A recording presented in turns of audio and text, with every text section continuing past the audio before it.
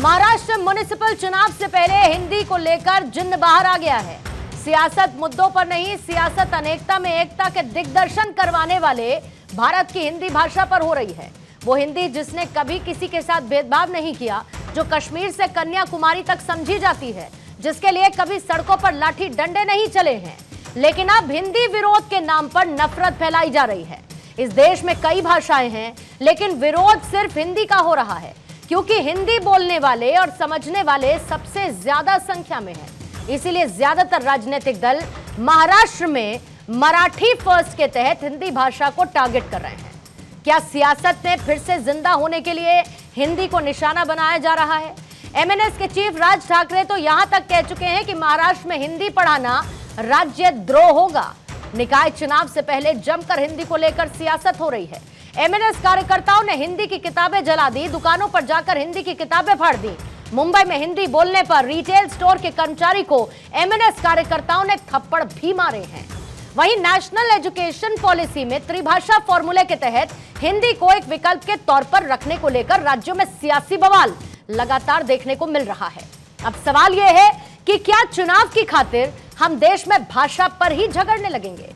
क्या सियासत में बाकी मुद्दे खत्म हो चुके हैं, गौड़ हो चुके हैं?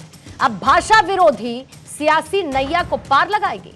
आज दहाड़ में इसी पर करने वाले हैं चर्चा, लेकिन उससे पहले आई प्रतिक्रियाएं सुन लीजिए। मैं मानता हूं हमारे देश की भाषाएं हमारी संस्कृति का गहना है।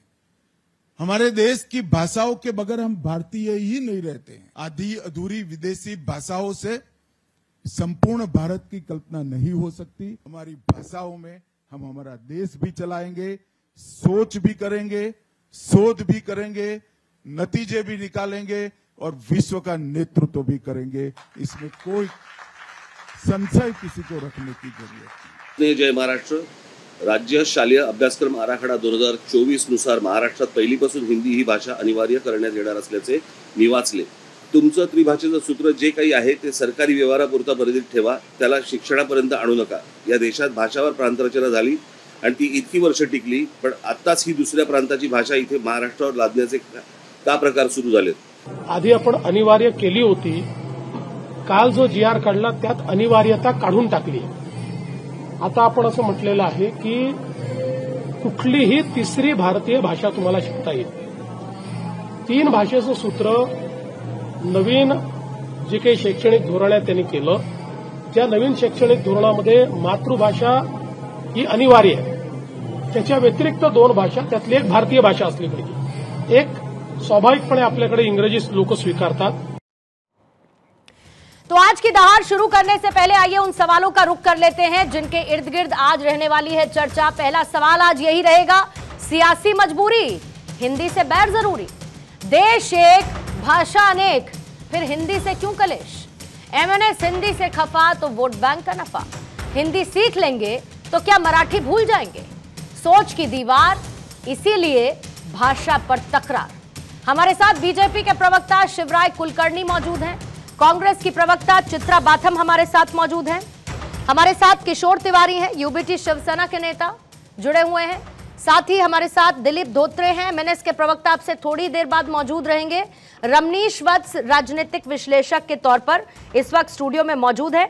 आप सभी मेहमानों का स्वागत करती हूं और शुरुआत करना चाहूंगी शिवराय कुलकर्णी जी आप ही के साथ, क्योंकि किशोर तिवारी जी आप कुछ कह रहे हैं क्या? पहले कंफर्म कर दीजिएगा सर। अच्छा विषय लिया तो मुझे तो एंट्री मारने दो, क्योंकि क्या है एक बार मैं मूड थाम लूंगा तो फिर छक्के बराबर लगेंगे। ये देखिए मैं बता रहा हूं, एक है देववाणी यानी संस्कृत और लोकवाणी है हिंदी। और महाराष्ट्र में मैं सेंट्रल प्रोविंस से आता हूं। पहले तो मेरा परिचय सुनो, मैं उत्तर भारतीय आदमी हूं और मेरी सारी जिंदगी मैंने मराठी किसान और मराठी आदिवासी के लिए खो दिया और मेरी नाड़ महाराष्ट्र से जुड़ी हुई है। यानी मैं जिया भी महाराष्ट्र में, मरूंगा भी महाराष्ट्र में। हिंदी बहुत अनिवार्य है। हिंदी का विरोध करना ये राष्ट्रद्रोह है और राजनीति, घटिया राजनीति के लिए देवेंद्र फडणवीस और राज ठाकरे दोनों एक ही जगह है, मैं बता रहा हूं। देवेंद्र ने भी कहा कि हिंदी अनिवार्य नहीं है। अरे पूरे विश्व में हिंदी बोली जाती है। राज ठाकरे क्या कह रहे थे मालूम है? ये भैया लोग कितने हैं?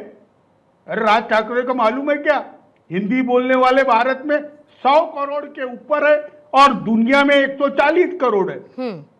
और राज ठाकरे यह आदमी विचलित हो चुका है, इसका जनाधार नहीं है। यह जाति भाषा की राजनीति कर कहीं राजनीति के पैर जमाना चाह रहा है। मैं एक बात कह रहा हूं, पाली प्राकृति से ली हुई ये भाषा है, यह लोकवाणी है और हिंदी अनिवार्य रहनी चाहिए। और मराठी को महाराष्ट्र में रहने वालों को बोलती आनी चाहिए, करके मराठी भी पढ़ाई जानी चाहिए। आपको अंग्रेजी कंपलसरी करना है तो करो, नहीं तो मत करो। हिंदी के बारे में मैं राज ठाकरे को समझा दे रहा हूं कि बंबई पूरा क्या पूरा हिंदी भाषियों के पास है और महाराष्ट्र में आधे हिंदी भाषी है। आप है ना, जो मराठी लड़के विदेश में जाते, जो लड़के दूसरे राज्यों में जाते, तुम्हारे यहां तो रोजगार के अवसर ही नहीं है, तो वो लोगों को हिंदी बोलना पड़ता है और हिंदी नहीं आती, इसलिए उनको वहां दिक्कत होती है। पूनम जी, ये विषय आपने निकाला, ये ठाकरे का इतिहास ही है कि ये राज ठाकरे का इतिहास ही है कि ये भाषा का विवाद उपस्थित करके वोट बैंक की राजनीति करते।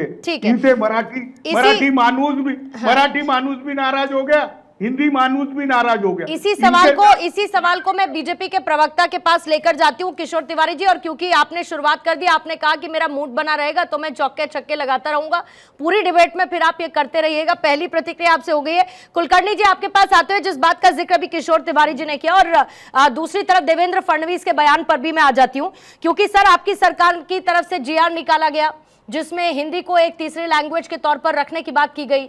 इससे पहले आपने 1 से 5 तक हिंदी को अनिवार्य किया, फिर उसके बाद उस फैसले को वापस ले लिया गया। मतलब सब कुछ फिर क्या सियासत के इर्द गिर्द घूमता ही है क्या? हिंदी सबसे ज्यादा समझने वाली भाषा है कश्मीर से लेकर कन्याकुमारी तक, और उसको लेकर महाराष्ट्र में इस तरीके का बवाल आखिर क्यों? यह सियासी मजबूरी है क्या? नहीं, आप जिस तरह से सोच रही है ऐसा नहीं हुआ है।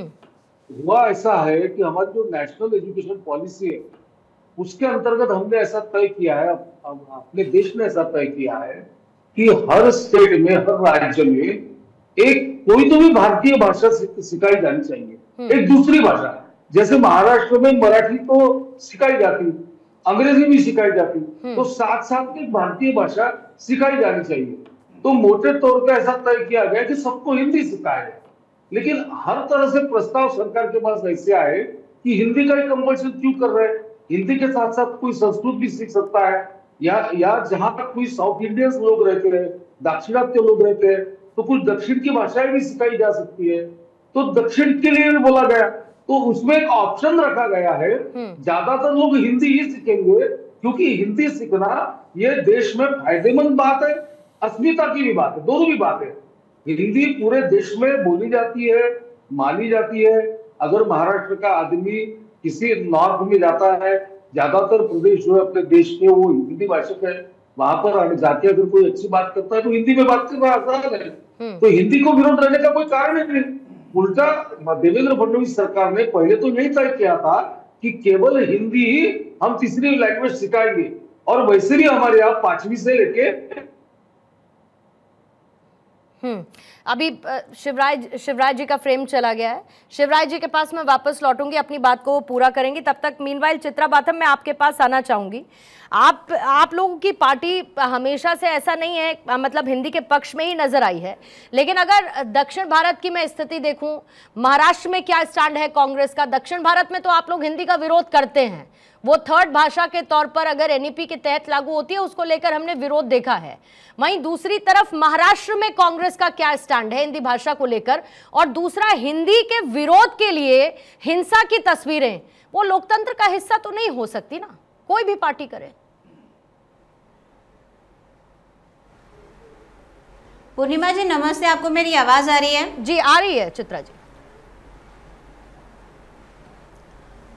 पूर्णिमा जी, मैं यहाँ पे कुछ तथ्यों को एकदम साफ रखना चाहूंगी कि विरोध जो है वो आज के समय में हिंदी भाषा का नहीं हो रहा है। हमारे देश के सदर्न स्टेट्स में वो हिंदी को इम्पोजिशन को जो लेकर जो सेंटर की गवर्नमेंट है, जो बीजेपी की गवर्नमेंट है, जो हिंदी इम्पोजिशन को लेकर जो नए नए गिमिक्स और नए नए ताम झाम जो लेकर आती हैं नेशनल एजुकेशन पॉलिसी के तहत या जो भी दूसरे डिस्गाइज में, उसको लेकर हो रहा है।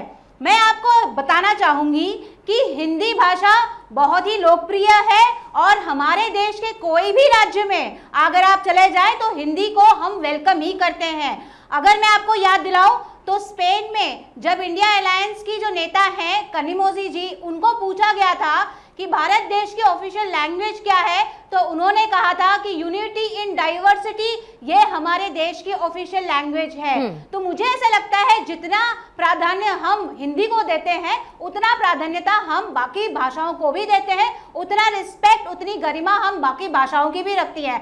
यहाँ पे जो मुद्दा है वो ये है कि जो स्टेट एजुकेशन है वो किस हिसाब से चलेगा, क्या वो सेंटर के इशारों पे चलेगा या स्टेट्स को अपनी आज़ादी है कि वो अपने राज्य में रहने वाले लोगों का जो एजुकेशन है उसको वो फॉर्म कर सके। तो मेरे हिसाब से यहाँ पे जब नेशनल एजुकेशन पॉलिसी के तहत देवेंद्र फडणवीस जी ने क्लास 1 to क्लास 5 हिंदी को कंपलसरी करने की कोशिश कही थी, वो एक मुहिम थी कि स्टेट बोर्ड जो है स्टेट बोर्ड को वो खत्म करना चाहते हैं और मिनिस्टर जो है स्टेट एजुकेशन मिनिस्टर जो है दादा भूसे पाटिल, उन्होंने तो पूरी तरीके से कहा है कि स्टेट बोर्ड को 2028 तक वो पूरी तरीके से सीबीएसई बोर्ड से रिप्लेस कर देंगे। मैं आपसे पूछना चाहूंगी पूर्णिमा जी कि महाराष्ट्र आज तक हमारे देश में हाईएस्ट जीडीपी वाला राज्य बना रहा है, तो क्या वो सीबीएसई की एजुकेशन के बेसिस पे बना रहा है? यहाँ के जो लोग जो इंटेलेक्चुअल उनकी बेसिस रही है, क्या वो सीबीएसई एजुकेशन पे रही है कि वो स्टेट बोर्ड पे रही है? तो मुझे ऐसा लगता है कि कहीं ना कहीं ये जो पॉलिसी फॉर्मेशन है ये महाराष्ट्र की अस्मिता, महाराष्ट्र की गरिमा के ऊपर एक बहुत बड़ा कलंक है। दुर्भाग्यवश है कि महाराष्ट्र में आज देवेंद्र फडणवीस जैसा एक ऐसा व्यक्ति है जो महाराष्ट्र की अस्मिता को नहीं मानता, जो हमारे छत्रपति शिवाजी महाराज के जो त्याग बलिदान है और जो मराठी को लेके मुझे एक चीज समझाइए चित्रा जी, मुझे एक चीज समझाइए। कुलकर्णी जी आपकी बात का जवाब देंगे, कुलकर्णी जी आपका बात जवाब दें, आपकी बात का जवाब दें। उससे पहले मैं बस इतना पूछना चाहती हूँ चित्रा बाथम जी कि अगर एक ऑप्शनल लैंग्वेज के तौर पर हिंदी होती है तो इससे मराठी भाषा को या मराठी संस्कृति को क्या खतरा पैदा हो सकता है? प्रैक्टिकली मैं ये समझना चाहती हूँ कैसे हो सकता है। कोई खतरा नहीं है। मैं आपको समझा रही हूँ। तो फिर अगर कोई खतरा नहीं है, अगर कोई खतरा नहीं है तो एमएनएस जो कह रही है और एमएनएस जो कर रही है हिंदी विरोध के नाम पर, क्या कांग्रेस उसका विरोध करती है? कांग्रेस पार्टी एमएनएस की जो लैंग्वेज है, जिस तरीके का उनका एटीट्यूड है इस पूरे मुद्दे को लेकर, उस एटीट्यूड को वो कड़ा विरोध करती है और उनके साथ नहीं है। हमारा स्टैंड ये है कि मराठी की अस्मिता को कहीं पे भी क्षण भर भी उनको हैम्पर नहीं होना चाहिए। हिंदी आज भी इस्तेमाल में लाई जाती है स्टेट बोर्ड्स में, लेकिन उसको अनिवार्य क्लास 1 to क्लास 5 को लेकर क्यों किया जा रहा है? जल्दी से इसका शिवराज जी जवाब दीजिएगा, फिर इसी बीच में दिलीप धोत्रे भी जुड़ चुके हैं, मैं उनके पास भी जाऊंगी। दिलीप धोत्रे भी आ चुके हैं, जल्दी से एक बार शिवराज कुलकर्णी जी जवाब देंगे। हमारे तो एक बात समझ में नहीं आ रही कि कांग्रेस को ये मुद्दा समझ में आया है कि नहीं आया है। अरे सीधी बात है, कर्नाटक में किसका गवर्नमेंट है? कर्नाटक में क्या है? वहां पर तीसरी लैंग्वेज कौन सी सिखाई जाती? वहां पर हिंदी सिखाई जाती, कन्नड़, इंग्लिश और उसके साथ में हिंदी सिखाई जाती। तीसरी लैंग्वेज सिखाने से वहां की जो मूल भाषा है, आपको ज्ञान नहीं होगा तो वो बोलिए मत। व्हाट्सएप यूनिवर्सिटी का ज्ञान यहाँ पे मत बांटिए। गुजरात में कौन सी भाषा सिखाई जा रही है क्लास 1 में? गुजरात में कौन सी भाषा सिखाई जा रही है क्लास 1 में, जरा मुझे बताइए। मैं शिवराज जी आपसे एक प्रश्न पूछ रही हूँ, गुजरात में आप कौन सी लैंग्वेज सिखाते हैं? अब आप क्या गठबंधन निकलो कांग्रेस के लोग, और राहुल गांधी मराठी भाषा का भी अपमान हो रहा है और हिंदी भाषा का भी अपमान हो रहा है। मराठी भाषा, आप मराठी भाषा हमको सिखाएंगे? अरे किशोर जी, ये मराठी भाषा हमको सिखाएंगे क्या? आप सिखाएंगे क्यों मराठी भाषा हमको? हमारी जिंदगी मराठी अस्मिता के लिए गई है। छत्रपति शिवाजी महाराज देश के बाद में हमने लाए हैं। आपका क्या संबंध है? आपका कांग्रेस का कोई संबंध है क्या? छत्रपति शिवाजी महाराज के साथ कांग्रेस का कभी संबंध रहा है क्या? कांग्रेस ने आज तक शिवाजी महाराज का तस्वीर भी कभी इस्तेमाल की है क्या? क्यों नहीं क्या आपका संबंध रहा है? छत्रपति शिवाजी महाराज को हमारे आराध्य देवता मानते हैं, आराध्य देवता मानते हैं। जवाहरलाल नेहरू जी ने 1950 में प्रतापगढ़ के ऊपर गगनचुंबी इमारत बनाई थी। आप मुझे समझाइए बात। आप महाराष्ट्र स्टेट की जो एजुकेशन पॉलिसी है उस पे बात करिए। आप इस लायक नहीं है कि छत्रपति शिवाजी महाराज का आप नाम ले सके, शर्म आनी चाहिए। अच्छा एक मिनट थोड़ा सा इधर शिवराज जी चित्रा जी देखिए अच्छा सुनिए मैम, देखिए महाराष्ट्र में विरोध हो रहा है हिंदी का, तमिलनाडु में भी हुआ, तमिलनाडु कोर्ट के दरवाजे तक भी गया। क्या हुआ तमिलनाडु सरकार के? तमिलनाडु में मैम समझा रही हूँ पूर्णिमा जी, मैम तमिलनाडु में जब कोर्ट के दरवाजे तक ये मुद्दा पहुंचा तो क्या हुआ? क्या हुआ चित्रा जी वहां पर? तमिलनाडु में वहां पे वो स्टेट अपनी खुद की स्टेट एजुकेशन पॉलिसी निकाल रहे हैं। तो नेशनल एजुकेशन पॉलिसी को क्या बंद करके किसी डब्बे में रख दिया जाए? नेशनल एजुकेशन पॉलिसी तो चित्रा जी नेशन के लिए होगी ना, अपना अधिकार है, नेशन के लिए होगी ना, स्टेट्स का अपना अधिकार। तो उसमें क्या पहली भाषा?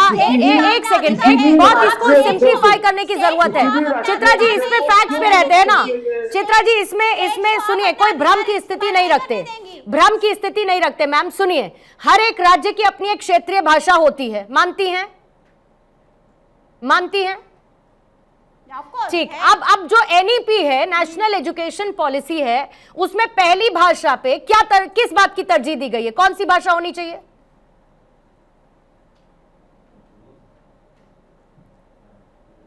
कौन सी भाषा होनी चाहिए चित्रा जी?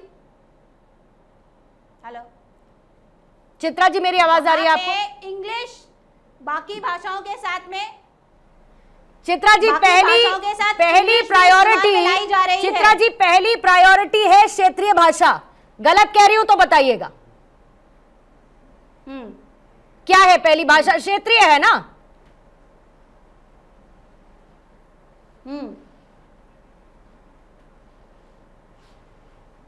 आवाज एक बार जरा चेक करेंगे चित्रा जी से, इस पर मुझे थोड़ी उनसे क्लैरिटी लेनी है। मीनवाइल किशोर जी जल्दी से अपनी बात रखिएगा, फिर रमनीश जी आपके पास आ रही हूं।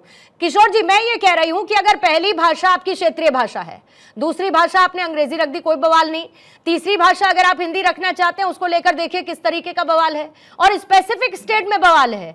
सबकी अपनी अपनी अपनी एक क्षेत्रीय भाषा है ना राज्यों की, लेकिन विरोध तो हर जगह नहीं हो रहा है। नहीं, जहां चुनाव है वहां विरोध है। हाँ, बंबई में बीएमसी का चुनाव है, मराठी ऑटो का कांसुलेशन करने के लिए राज ठाकरे कर रहे हैं, लेकिन मुझे बुरा लगा देवेंद्र ने बोला कि देवेंद्र फडणवीस जी बोलता हूं मैं, वो देवा भाऊ ने बताया कि यार ये कंपलसरी नहीं है, यहाँ इंग्लिश कंपलसरी नहीं है, यहाँ मराठी मानूस अगर है और महाराष्ट्र में रहता है तो उसको मराठी आनी चाहिए, एक बात। दूसरी बात, हिंदी भी आनी चाहिए क्योंकि भारत में रहता है, और यहाँ अंग्रेजी वगैरह की कंपलसरी करना नहीं है। अंग्रेजी तो सब पूरा साइंस अंग्रेजी से हिंदी में करो और हिंदी में पढ़ाओ, जो रशिया ने किया, जो जापान ने किया, जो चाइना ने किया। ये क्या अंग्रेजी का भूत लेके बैठे? मैं अभी बता रहा हूं, ये भाषा का बवाल राज ठाकरे अपनी पॉलिटिकल जमीन तलाशने के लिए कर रहे हैं। ठीक है, वो बेचारे हालत में है। अब उनका प्रवक्ता नहीं है तो मैं क्या नहीं सर, बस जुड़ी गए हैं, मैं भी इंतजार कर रही थी। आ गया धोत्रे, मैं भी, हाँ, आपके दोस्त आ गए हैं सर, धोत्रे आ गया। धोत्रे को मैं पूछना चाहता हूँ कि बाबा, मराठी मलाही येते, तुलाही येते, आपण मराठी माणसा हो, परंतु बाहेरच्या महाराष्ट्राच्या बाहेर गेलो तर हिंदी बोलावं लागते, हिंदी येत नाही आपल्याला। किशोर जी मेरे लिए मुश्किल मत पैदा करिए सर, मुझे मराठी समझ में नहीं आती, मैं एक सवाल इनसे हिंदी में पूछ लेती हूँ। धोत्रे साहब से बड़ी मुश्किल से मिले हैं, फिर ब्रेक हो जाएगा नहीं तो आप थोड़ा सा मेरा साथ दीजिए, मैं सवाल हिंदी में इनसे पूछ लेती हूँ। धोत्रे साहब मुझे ये बताइए कि अगर राज ठाकरे ये कह देते हैं कि अगर हिंदी को अगर पढ़ाया गया और किसी ने बोला तो वो राज्यद्रोह होगा, मुझे इतना बता दीजिए कि संविधान में 343 जो आर्टिकल है वो क्या कहता है? क्या उससे इत्तेफाक एमएनएस नहीं रखती? नहीं, हम संविधान को मानने वाले लोग हैं, संविधान हमारा है, संविधान हमारा आत्मा है, हम संविधान मानने वाले लोग हैं। लेकिन हिंदी कंपलसरी क्यों चाहिए? आप गुजरात में करो ना, गुजरात में क्यों नहीं किया आपने हिंदी कंपलसरी? आपको हिंदी से इतनी समस्या क्यों है धोत्रे साहब? एमएनएस को इतनी समस्या क्यों है? हिंदी भाषियों से इतनी समस्या क्यों है धोत्रे साहब, ये बताइए। मातृभाषा मराठी है तो मराठी में होना चाहिए ना। नहीं तो मराठी के बोलने वाले लोग नहीं है। मैं क्या बोल रहा हूँ, तुम्हारे अगर दूसरे राज्यों से आते हैं वो हिंदी बोलते हैं तो क्या समस्या है? नहीं साहब, अगर आप दुकानों पर जाकर एमएनएस के कार्यकर्ता हिंदी बोलने वालों को थप्पड़ मारेंगे, कानून को अपने हाथ में लेंगे, हिंसा करेंगे, तो सवाल एमएनएस से नहीं पूछे जाएंगे तो किससे पूछे जाएंगे? सुनो, आप गुजरात में क्यों कंपलसरी नहीं करते हो? सर मैं क्या कह रही हूँ आपसे, धोत्रे साहब मुझे ये बताइए कि इतना हिंदी विरोध के नाम पर हिंसा को जायज ठहरा रहे हैं क्या? एमएनएस कार्यकर्ता जो कर रहे हैं उसको क्या जायज ठहरा रहे हैं क्या आप? तिवारी जी ने अभी जो कहा ना कि हम राजनीति के लिए आ रहे हैं, इस देश में एकमेव नेता है राज ठाकरे जी जो सच बोलता है, सच बोलने वाला राज ठाकरे ही है जो हिंदी का इतना विरोध करते हैं सर। राज ठाकरे ही है जो हिंदी का इतना विरोध करते हैं। हमारी मराठी मुद्दा है ना, हमारी मराठी जान है। अरे सर तो आपसे कौन आपकी जान मांग रहा है? कौन मांग रहा है आपसे जान सर? या इकलौते आप ही हैं एक मराठी भाषा के झंडे बरदार बनकर, आपके अलावा कोई और नहीं है क्या? आपसे आपकी जान किसने मांग ली? तुम जो नॉर्थ वाले लोग हैं ना, तुम्हारा चल रहा है। बहुत बढ़िया सर, तुम जो नॉर्थ वाले लोग, ये बस आपने अपना खोखलापन इस वक्त दिखा दिया। तुम जो नॉर्थ वाले लोग हो, ये आप दिलीप धोत्रे को जरा सुनिए एक बार फिर से, इनके शब्दों को मैं दोहराती हूँ। तुम जो नॉर्थ वाले लोग हो, ये है एमएनएस का, मनसे का खोखलापन। उधर क्यों नहीं करते? कितना सर खोखले हैं आप लोग, कितना नफरत है आपके अंदर, नॉर्थ वालों के लिए कितना नफरत है सर आपके अंदर। अभी आपने अपने मुंह से बोल दिया, गजब नफरत है आपके अंदर नॉर्थ वालों के लिए। हिंदुस्तान में रहते हैं ना आप, अगर आप पहले उधर कंपल्सन करो ना। नहीं मैं आपकी हिम्मत कैसे हुई मुझसे कहने की, आपकी हिम्मत कैसे हुई मुझसे कहने की कि तुम जो नॉर्थ वाले लोग हो, पहले दूसरे वाले कौन होते हैं आप ये कहने वाले? कौन होते हैं धोत्रे साहब आप? तुम जो नॉर्थ वाले लोग हो ये कौन होते हैं आप कहने वाले? क्यों सीखे हिंदी? नहीं तो आपकी नफरत झेलने के लिए बैठे हैं क्या नॉर्थ वाले? का बच्चा हिंदी सीखेगा तुम्हारा? आपकी नफरत झेलने के लिए बैठे हैं क्या नॉर्थ वाले? तो हमारी लैंग्वेज आनी चाहिए ना। गजब खोखले लोग हैं आप लोग। हमारे जो बच्चे स्कूल जा रहे हैं, पहले में जा रहे हैं, और आपके अंदर नफरत है। क्यों हिंदी सीखे? पहले नफरत है आप लोगों के अंदर। पहले मराठी सीखने दो। क्या हो रहा है तुम्हारे? क्यों? जो नहीं बोलेगा उसको जाकर दुकान पर थप्पड़ मारेंगे। ये तुम क्यों कर रहे हो? थप्पड़ मारेंगे उसको दुकान पर जाकर। तुम्हारे राज्य में तुमको रोजगार नहीं मिलता। थप्पड़ मारेंगे तुम्हारे राज्य में, तुमको रोजगार कैसी बातें कर रहे हैं भाई? सुनिए जरा इनको, बोलिए अब आप बोलिए, आपको सबको सुनना चाहिए, बोलिए। तुम लोग रह रहे हो और बाद में इधर तुम्हारे बच्चों को भी अभी हिंदी पढ़ाएंगे क्या? Very good. इधर मराठी कंपल्सरी है, मराठी होना चाहिए। वेरी गुड धोत्रे साहब, बोलते जाइए, गजब एक्सपोज हो रहे हैं आप, बोलते जाइए। अरे क्या एक्सपोज हो रहे हैं आप? तो आपको दूसरा क्या आता है एक्सपोज होने के लिए? तुम्हारे राज्य में यहाँ आकर नौकरी पाते हो, यहाँ पर आकर मराठियों का अधिकार छीनते हो। तुम जो नॉर्थ वाले लोग हो अपने राज्य में क्यों नहीं रहते हो? क्या बात है, गजब है धोत्रे साहब, और हिम्मत है आपकी, हिम्मत है आपके इस खोखलापन को इस तरीके से उजागर करने की। हम पहले से कहते हैं हमारे लोगों को इधर पहले रोजगार नौकरी मिलना चाहिए। हमारा पेट भरना है। अरे आपके लोगों को क्या नौकरी नहीं मिलती क्या? पेट भरना चाह रहे। नौकरी कौन छीनता है आपकी? हमारा जो भाई है, कौन छीनता है आपकी नौकरी? पोस्ट ग्रेजुएट हो गया, जिसने डिग्री ली, सुनिए मेरी बात, महाराष्ट्र भारत देश में आता है और पूरे भारत देश के किसी भी राज्य में जिसका मन करेगा वो जाकर नौकरी करेगा, रहेगा। एमएनएस कौन है रोकने वाली, ये बताइए, कौन है एमएनएस? कौन है एमएनएस? आप परसेंटेज बताइए, राजनीति में कितना परसेंट योगदान है आप लोगों का?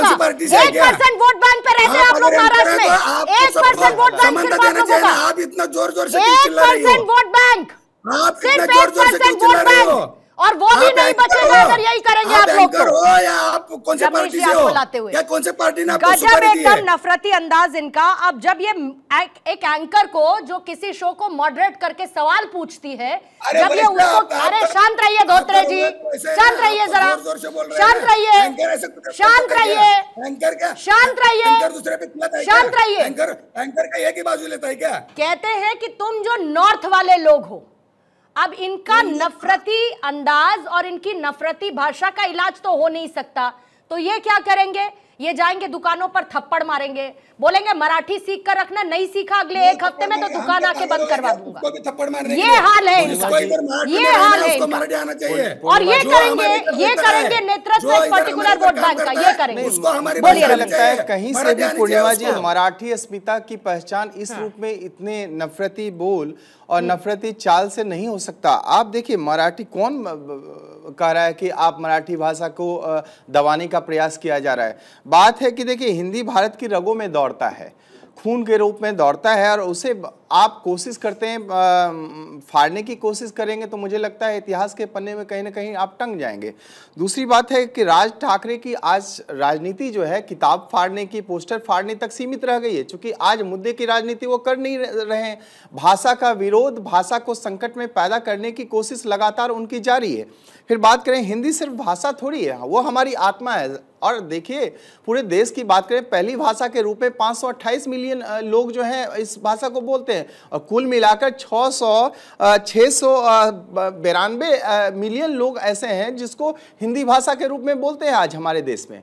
लेकिन आप उसको कहीं न कहीं कुठाराघात करने का प्रयास कर रहे हैं, और मराठी मानुस के नाम पे जिस तरह से राज ठाकरे आप अपनी डूबती नैया को, जिस तरह से मतलब लाश को आप सांस देने का प्रयास कर रहे हैं इसके माध्यम से। आज देखिए, वोट प्रतिशत 125 सीटों पर चुनाव लड़ा था पूर्णिमा जी इन्होंने 2024 के चुनाव में, और वोट प्रतिशत देखिए ईवीएम में ढूंढने से नहीं मिला इनको, 1% मुश्किल से इनको वोट मिलता है।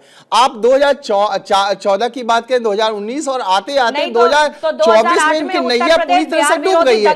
लेकिन भाषा के माध्यम से हिंदी का लिया था इन्होंने जब उत्तर प्रदेश बिहार विरोधी दंगे 2008 में कराए, और इसी के चलते आज तो क्या मिल गया इनको राजनीति में? देखिए, यही तो है राजनीति। आज जिस तरह से इनकी सियासत पूरी तरह से डूब गई है, उस डूबती हुई नैया को फिर से पुनर्जागृत करने का प्रयास कर रहे हैं राज ठाकरे जी।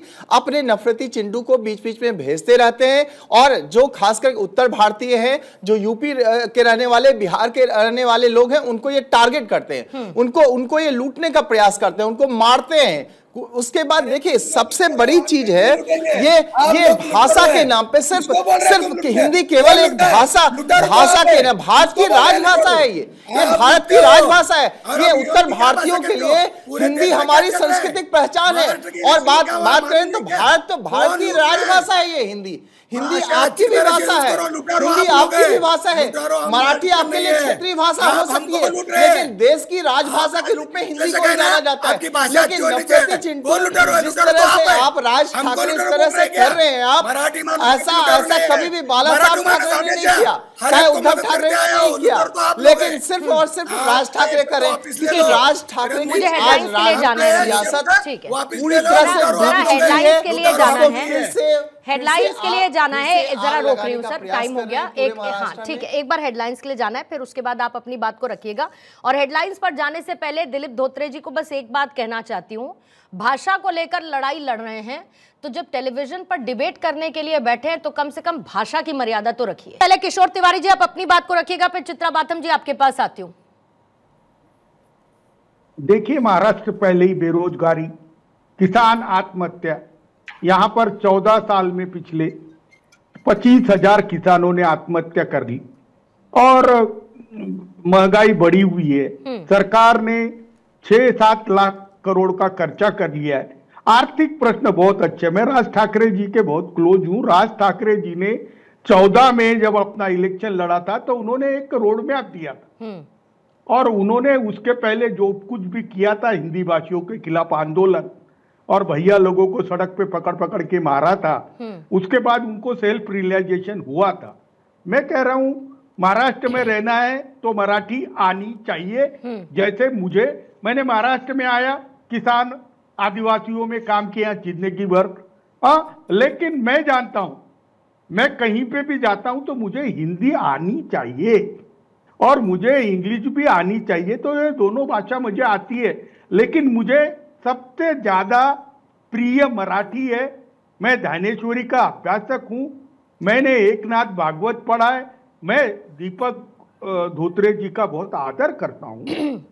किशोर जी एक बात ऐसी बातें नहीं करना, किशोर जी एक बात बताइए, अभी थोड़ी देर पहले कांग्रेस की प्रवक्ता ये कह रही थी कि हिंदी भाषा को थोपना नहीं चाहिए। अगर आप लोग कहते हैं कि महाराष्ट्र में अगर रहना है तो मराठी भाषा आनी चाहिए ही चाहिए, क्या ये क्षेत्रीय भाषा को थोपने जैसी बात नहीं हो गई? मैं कहती हूं कि अगर आप रहे सर सालों साल में, मैं बहुत प्रैक्टिकल बात कर रही हूं सर, सालों साल आप रहे, आपने मराठी भाषा सीखी, बहुत अच्छी बात है और मुमकिन है कि जो लोग वहां रहते हैं, क्योंकि एक कम्युनिकेशन लैंग्वेज हो जाएगी तो लोग सीख लेंगे तो बहुत अच्छा है। पर अगर कोई नहीं सीख पाया तो आनी चाहिए, क्या थोपने जैसी बात नहीं है? नहीं, एक बात है, महाराष्ट्र में रहना है, तमिलनाडु में रहना तो तमिल आनी चाहिए, केरला में रहना है तो आनी चाहिए, और क्षेत्रीय भाषा ही आप चाहिए सर, वरना उस राज्य में रहने का अधिकार नहीं है क्या? एक मिनट, जब तुम अंग्रेजी कंपलसरी कर रहे हो तो हिंदी भी कंपलसरी करो। और प्रतिष्ठा क्यों बनानी चाहिए? हाँ। देखिए, मैं अभी बता रहा हूं, हिंदी भाषा ऑप्शनल कर दी है देवेंद्र ने। यानी मुझे लगता है देवेंद्र फडणवीस की बी टीम बन गए राज ठाकरे। मैं राज ठाकरे से बहुत उम्मीद रखता हूं, राज ठाकरे अपनी इस बात को रेक्टिफाई करेंगे। लगता है आपको? करेंगे, लगता है आपको? नहीं करेंगे। हाँ। अब दीपक धोत्रे जी ऐसा क्यों बोल रहे हैं? पूछ लेती हूँ धोत्रे साहब से। धोत्रे साहब, किशोर जी की कोई बात अगर समझ आई हो तो? क्या समझना है? जो ये कह रहे हैं कि भाई उनसे बड़ी उम्मीदें हैं, राज ठाकरे से रेक्टिफाई कर लेंगे अपनी इस बात को। बहन जी, मैं पहली बात आपको ये बता रहा हूँ कि मैं मेरे मुद्दे पे ठाम हूँ। अगर आपको महाराष्ट्र में रहना है, महाराष्ट्र में काम करना है, तो आपको मराठी आनी ही चाहिए, मराठी सीखनी चाहिए। ये हमारा पहला मुद्दा है। अच्छा। और हमें हिंदी कंपलसरी नहीं चाहिए। क्या मालूम है कि हमारे जो अभी बच्चे पहली दूसरी में जाएंगे, उनके ऊपर हिंदी आप क्यों लाद रहे हैं, क्यों कंपल्सन कर रहे हैं? हमारी मराठी भाषा तो उनको सीखनी चाहिए, सीखने दो, ठीक है। और जो तिवारी जी जो बात कर रहे हैं, हिंदी वाली जो बात कर रहे हैं, मैं तिवारी जी से यही पूछ रहा हूँ कि ये क्या उद्धव ठाकरे साहब को मंजूर है आपका, आप जो बोल रहे हो? देखो दीपक धोत्रे जी, उद्धव जी इन्होंने कोरोना काल में मुख्यमंत्री रहते हुए अपना दिल जीत लिया है उत्तर भारतीयों से, अपना दिल जीत लिया है लोगों से। वो बहुत सर्वव्यापी है, लेकिन भाषा विवाद में हम कितना फंसे। मैं कह रहा हूं अभी उद्धव ठाकरे और राज ठाकरे एक होने को जा रहे हैं। आप ये बीजेपी के एजेंडा वाले विवाद क्यों लाते हैं? मराठी वोट फिर से कम हो जाएंगे और बीजेपी आ जाएंगी। अभी तो आपके राज ठाकरे का बेटा हार गया हिंदी भाषियों के वोट से। हाँ, मैं देख रहा हूं ना, आपका संदीप हार गया। अरे मैं एमएनएस का बहुत रिस्पेक्ट करता हूं। मेरे गांव का एक बच्चा हार गया, हाँ, वनी का। मैं अभी बता रहा हूं, वो भी उपाध्यक्ष है आपके शरीर का, राजू उम्बरकर। मैं बता रहा हूं, ये विवाद हमें घृणा पैदा करते। हिंदी भाषी वोट नहीं देते हमको। उनको डर लगता है कि राज ठाकरे के पास सत्ता आएंगी तो वो ढूंढ के निकाल के भगा देंगी। ये भय अच्छा नहीं है। राज ठाकरे के दिल में नफरत है ही नहीं, बहुत अच्छा है। वो तो बाला साहेब ठाकरे के बहुत करीबी था, लेकिन ये घृणा नहीं है, ये घृणा अच्छी नहीं है। मैं तुमको भी बता रहा हूं धोत्रे जी, आपको राजनीति में बहुत सफर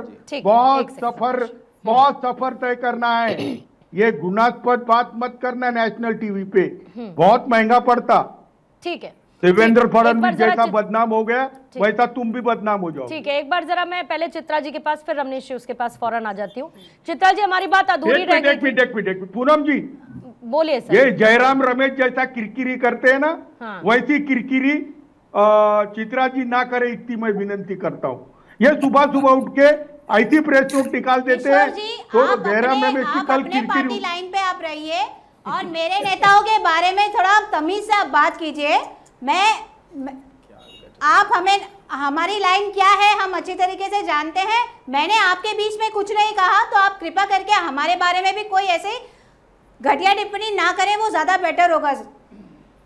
अजी मैं आपको बोलता हूँ, अभी है ना, अभी कल ही एक झूठा लेटर तुम्हारे ये स्लीपर सेल के नेता जो है ना जयराम रमेश, उन्होंने निकाला और शाम को माफी मांगी।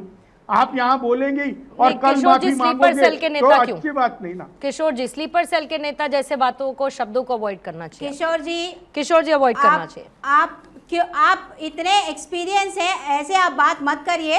आप रिस्पॉन्सिबिलिटी के साथ थोड़ा बात कीजिए। ठीक है, मुद्दे पर आ जाते हैं। मैं यहाँ पे ये मुद्दे पर आ जाते हैं चित्रा जी, बात करने के लिए नहीं आई हूँ। मैं मुद्दे पे अपनी बात कर, मैं कुछ तथ्य आपके सामने फिर से रखना चाहूंगी कि ये जो पूरा विवाद है, ये भाषा को लेकर विवाद नहीं, लेकिन मैम ये विवाद है कि महाराष्ट्र के अंदर किस तरीके के। चित्रा जी, ये बहुत, आप मुझे मेरी बात, मैंने सवाल नहीं पूछा ना अभी। चित्रा जी, मैंने सवाल नहीं पूछा अभी, बात करनी चाहिए। चित्रा जी, मैंने अभी सवाल ही नहीं पूछा मैम आपसे। मेरे पास कुछ तथ्य है। चित्रा जी, मैंने सवाल ही नहीं पूछा आपसे। तथ्य रखने, अभी सवाल तो पूछने दीजिए मैम, सवाल तो पूछने दीजिए, कुछ सवाल तो पूछने दीजिए। उस सवाल के जवाब में अपने पॉइंट्स को ऐड कर लीजिएगा। इतनी नाराजगी की क्या बात है चित्रा जी?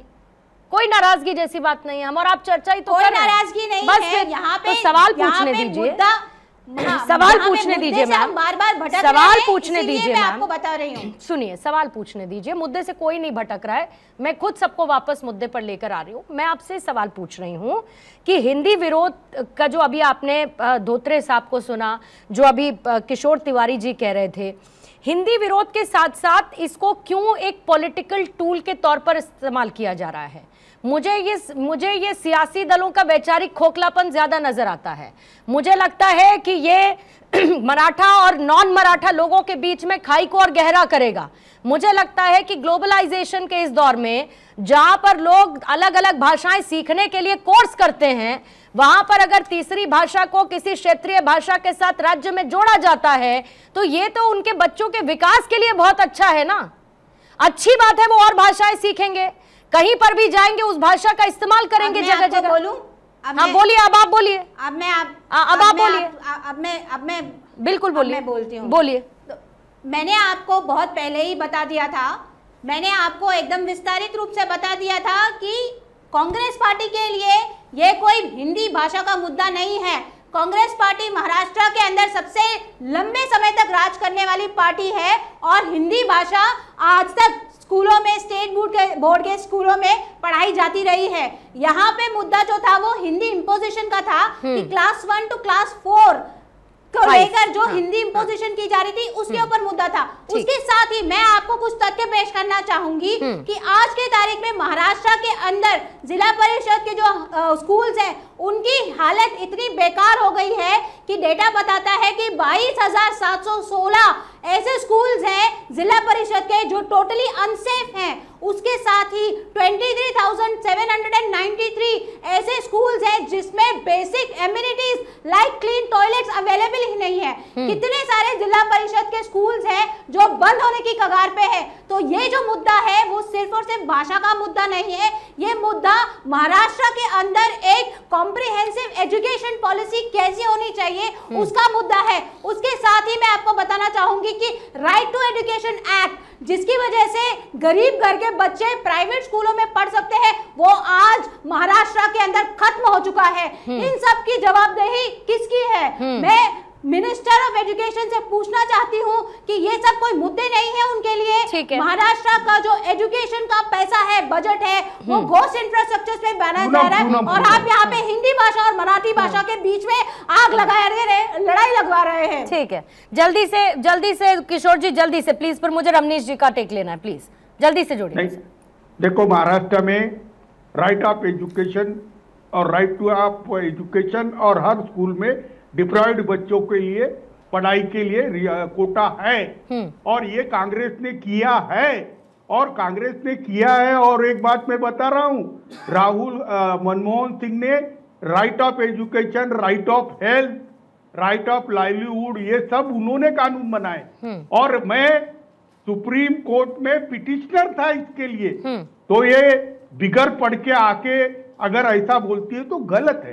कांग्रेस ने जो किया है उसको तो कबूल करो। आप क्यों मोदी जी को लेके आ जाते हो? मोदी जी ने तो 10 साल में 11 साल में कुछ भी नहीं किया ना। मोदी जी को छोड़ दो मैडम, अभी मैं बता रहा हूँ। ठीक है, जरा एक बार रमनीश जी को मुझे किशोर जी, आप आनंद में कुछ भी बोले जा रहे हैं। हाँ नहीं मैम, ऐसा थोड़ी है, सोच समझ कर ही बात कर रहे होंगे ना, ऐसा थोड़ी है। किशोर जी बैठते हैं लगातार डिबेट्स में। ये कहा था कि राइट ऑफ एजुकेशन एक्ट उन्होंने खत्म कर दिया है। ठीक है, जब आपने ये कहा, एक second sir please, sir please एक सेकंड, रमनीश जी आपको लाते हो। अब मुझे ये बताइए कि जब यहाँ राइट टू एजुकेशन तक की बात हो चुकी है, जब नेशनल एजुकेशन पॉलिसी में हिंदी को वैकल्पिक कर दिया गया है, इट इज ऑप्शनल, मतलब थोपी नहीं जा रही है, ठीक।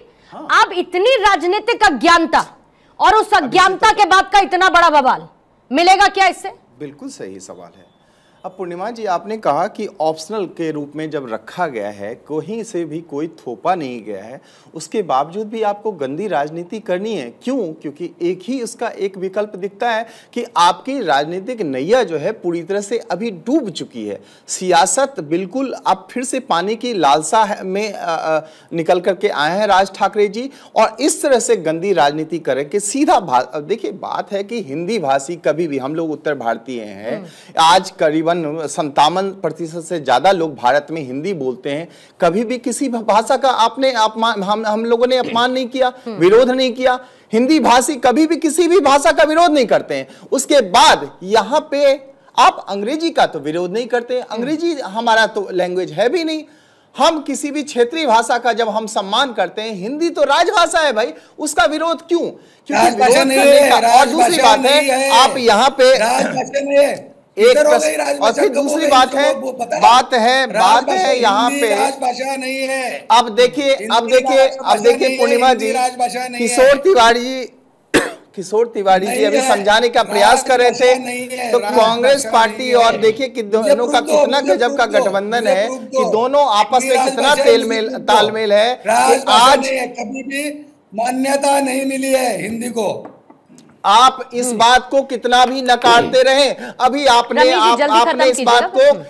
इस बात को रखा है, ये मुझे लगता है राष्ट्रद्रोह की संज्ञा में आता है। किसी भी आप उत्तर भारतीय को आप कहते हैं यहाँ पे क्यों आते हैं? उत्तर भारतीय को हक नहीं है महाराष्ट्र में जाने का, आप उसको रोकना चाहते हैं, ऐसा क्यों? इसका मतलब है ये नफरत ही तो फैलाना हुआ, हिंसा फैलाना हुआ। आपका विरोध ये है, कहीं कहीं आप हिंसा की आग में झोंकना चाहते हैं महाराष्ट्र की भोली भाली जनता को, और महाराष्ट्र की भोली भाली जनता को 30 सेकंड रखेंगे दोत्रे जी के लिए, फिर खत्म करेंगे। 30 सेकंड का टाइमर रखेंगे, जल्दी प्रयास ना करें तो। दिलीप धोत्रे जी 30 सेकंड है सर, जल्दी से। हाँ बहन जी बोलो। बोलिए सर, बोल ही रहे हैं हिंदी में। राज ठाकरे जी इस देश के एकमेव नेता है जो सच बोलते हैं। अच्छा। और सच का काम करते हैं। हमारी यही मांग है कि हमें हिंदी कंपलसरी नहीं चाहिए। जो हमारे पहली दूसरे वाले बच्चों के लिए हिंदी क्यों सिखाना है? उनको पहले मराठी आनी चाहिए, मराठी सिखानी है। और दूसरी गोष्ट जो इन्होंने बोल दिया कि लुटारो बिटारो, हम लुटारो नहीं है, लुटारो तो वो लोग है जो हमको इधर से लूट के जाते हैं। ठीक है सर। हमारी यही मांग है, जो इधर जिसको इधर रहना है, जिसको इधर काम करना है, उसको मराठी आनी चाहिए, उसने मराठी। और हम वोटों की राजनीति नहीं करते। तिवारी जी हमारे लिए तिवारी जी को मैं बोलता हूँ, लेकिन एक बात लोगों को हमेशा याद रखनी चाहिए कि भाषा जो है वो जोड़ने का काम करती है, भाषा तोड़ने का काम नहीं करती है। लेकिन अगर राजनीति भाषा के बहाने अपने सियासी वोट बैंक को साधने लगे, तो आपको ये समझना चाहिए कि आपको चुनना किसे है। मराठी सीखनी चाहिए, मराठी आनी चाहिए।